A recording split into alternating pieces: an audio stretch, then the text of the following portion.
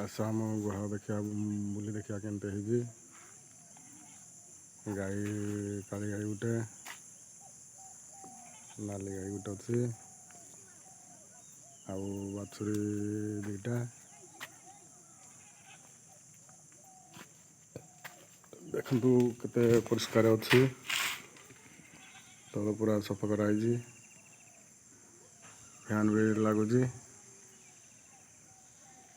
ବହୁତ ସୁନ୍ଦର ହେଇଛି। ଏଠି ଆମର ଦାନା ଘାସ ଖାଇଛି,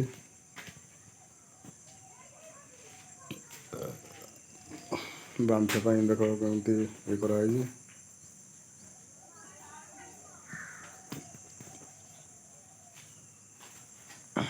ଏବେ ବାହାରେ ବନ୍ଧା ହେଇଛି, ଦେଖ